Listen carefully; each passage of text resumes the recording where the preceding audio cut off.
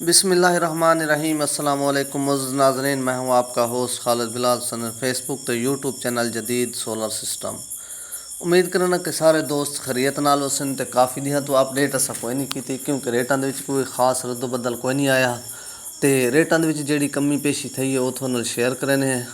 और इहदे तो इलावा इन्वेटर के रेट 3 फेस के भी काफ़ी कम थी चुके हैं। तो इहदे तो इलावा आटा चक्की और मोटर के रेट भी इंशाल्लाह कल तक वो भी अपडेट करेसूँ। तो इन्वेटर के रेट भी अपडेट करेसूँ। सारे इंशाल्लाह जितने भी सोलर के हवाले नाल रेट इन अपडेट करेसूँ। और इहदे नाल एक इन्फॉर्मेशन सोलर रेट के हवाले नाल ये भी मिलती पई है कि लॉन्जी हाइमो 6 का रेट जो ना कोई पिछा मजीद थोड़ा बहुत अप था है। बाकी पैनल का तो कोई नहीं था, सिर्फ लॉन्जी हाइमो 6.5 का तो लॉन्जी वाले ने रेट थोड़ा अप किए। तो वो हो सकते मजीद इंशाल्लाह पक्की खबर कन्फर्म थी सी जिस वेले वो भी जरूर अपडेट करेसूँ। तो इस तो इलावा अज की जी पोजीशन सारी मार्केट के लिए रह गई है वो थोड़े नाल शेयर करें। और फिलहाल मार्केट के दसने पैन कि तकरीबन रेट भी थे रुकण वाले हो सकते कोई मजीद थोड़ा हूँ भी तकरीबन अज काफ़ी दिन तो रेट खास कोई डाउन कोई नहीं थे।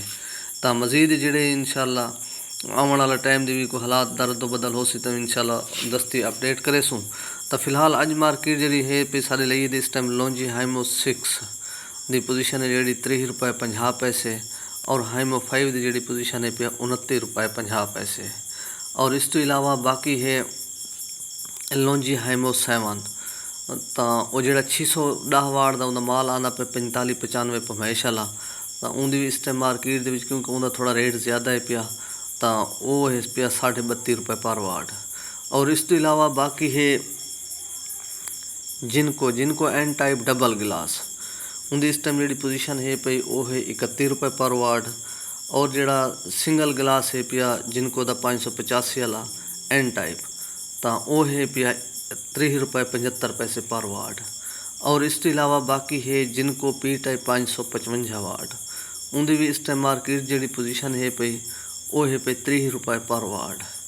और इस तो इलावा बाकी है कनेडियन एन टाइप टॉप कौन डबल गिलास उनकी भी इस टाइम जी पोजीशन मार्केट की है पई 31 रुपये पर वाट।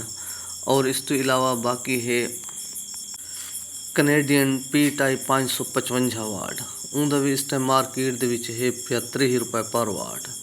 और इहदे तो इलावा बाकी है JA सोलर JA का भी जोड़ा एन टाइप का डबल गिलास माल है पे 580-85 वाला 90 वाला उनका भी इस टाइम मार्केट के 30 रुपये पर वाट। और उनका जोड़ा पी टाइप का माल है पे 29 रुपये पर वाट।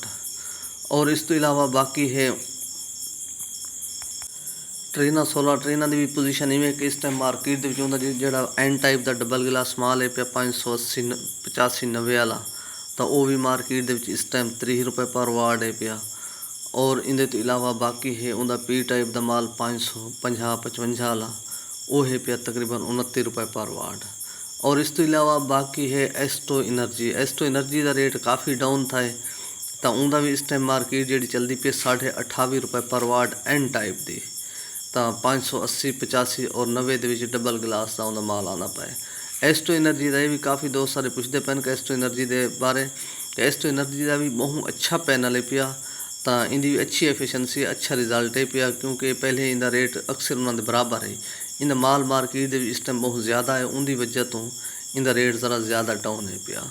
तो मजीद भी आने वाले टाइम के भी जी इंशाल्लाह इन इन्फॉर्मेशन उस मैं एक तफसीली वाला मजीद एफिशिएंसी के उत्ते भी इन्हें पैनलों की वीडियो बने सन इंशाल्लाह वो भी थोड़ा अपडेट करे सा।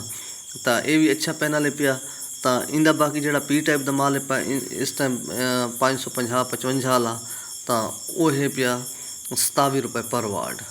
और इस तो इलावा बाकी भी काफ़ी पैनल इन पे जिन्होंने रेट 5 रुपये पर वाट तक भी मौजूद हैं मार्केट के तो जोड़े पी टाइप के माल इन पे 5 रुपये तक भी और 24 रुपये तक भी मिल वेंदे माल जोड़ा बी ग्रेड के माल इन पे जो लाट वाले माल इन पे जो खुले माल इन पे।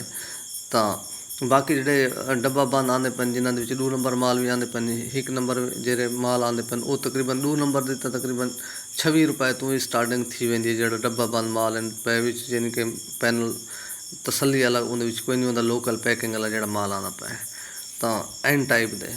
और इस तो इलावा बाकी भी काफ़ी इस टाइम वो भी दसी वजह कि इंदा रेट मैं वही करना पिया मी कि वो ਇਨਵਰੈਕਸ ਦਾ ਵੀ ਇਸ ਟਾਈਮ ਪੋਜੀਸ਼ਨ ਜਿਹੜੀ ਮਾਰਕੀਟ ਦੀ ਦੱਸਦੇ ਪਏ 33 ਰੁਪਏ ਪਰ ਵਾਟ ਪਿਆ ਹੁੰਦਾ ਐਨ ਟਾਈਪ ਦਾ ਜਿਹੜਾ ਮਾਲ ਹੈ ਡਬਲ ਗਲਾਸ। ਔਰ ਇਸ ਤੋਂ ਇਲਾਵਾ ਇਨਸ਼ਾਅੱਲਾ ਜਿਹੜੀ ਮਾਰਕੀਟ ਦੀ ਅਪਡੇਟ ਹੋ ਸੀ ਉਹ ਵੀ ਜ਼ਰੂਰ ਕਰੇ ਸੋ, ਇਹਨਾਂ ਆਪਣਾ ਖਿਆਲ ਕਰੇ ਸੋ। ਦੇ ਸੋ ਇਜਾਜ਼ਤ, ਅੱਲਾ ਹਾਫਿਜ਼।